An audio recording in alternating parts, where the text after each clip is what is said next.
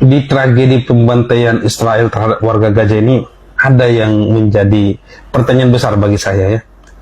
Kenapa umat Kristen di Indonesia ini ya banyak yang malah membela Israel begitu?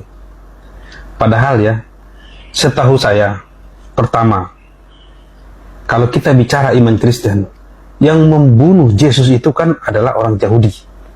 Itu yang pertama. Yang kedua, kita juga tahu orang Yahudi itu menganggap agama Kristen itu adalah agama pagan atau penyembah berhala begitu. Jadi semua simbol-simbol yang berhubungan dengan kekristenan itu sama orang Yahudi itu dianggap menjijikkan.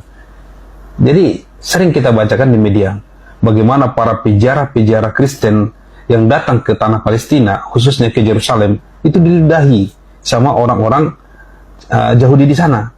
Ya, pemukim-pemukim Yahudi yang tinggal di tanah Palestina sana itu. Itu yang kedua. Yang ketiga, kita juga tahu yang menjadi korban kebiadaban dan kekejian Israel ini di tanah Palestina sana bukan cuma Muslim Palestina, juga umat Kristen Palestina. Orang Kristen di Palestina itu adalah warga Arab asli, dan mereka Kristen bukan karena mualaf, ya, dalam tanda kutip. Mereka Kristen sejak dulu.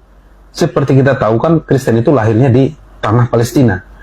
Jadi mereka Kristen sejak awal. Orang Indonesia yang sekarang mendukung Israel belum menjadi beragama Kristen. Mereka sudah Kristen dari dulu, turun-temurun.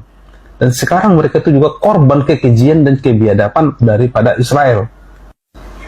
Kalau Kristen di Eropa, misalnya banyak yang mendukung Israel, saya masih bisa paham.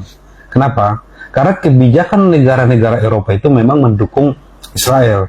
Ya, bahkan mereka yang menciptakan negara Israel itu, ya, silakan dibaca sejarahnya. Tapi kalau orang Indonesia, ya, umat Kristen Indonesia yang mendukung Israel, saya bingung. Pertama, kebijakan negara kita itu mendukung mutlak Palestina. Kita bahkan tidak punya hubungan diplomatik dengan Israel. Ya, yang kedua, kita juga bekas korban penjajahan dari negara-negara Eropa, sama seperti Palestina sekarang. Jadi artinya harusnya kita bisa merasakan penderitaan yang dirasakan oleh rakyat Palestina. Kalau di Palestina ada pejuang Hamas yang sekarang dicap oleh Eropa sebagai teroris karena berjuang memerdekakan negaranya, kita juga dulu dicap ekstremis oleh Belanda. Para pejuang kita dianggap ekstremis. Mungkin bahasa teroris, karena zaman dulu kan mungkin belum ada kata-kata teroris. Yang kurang lebih sama, karena dianggap menyerang. Katakanlah nanti Belanda sudah menduduki Batavia, Jakarta ya sekarang, diserang oleh para pejuang kita. Kadang nanti mereka masih tidur, diserang pejuang kita. Dan dianggaplah pengganggu atau ekstremis, dianggap mungkin teroris. Jadi kurang lebih begitu sebenarnya kalau kita memahaminya.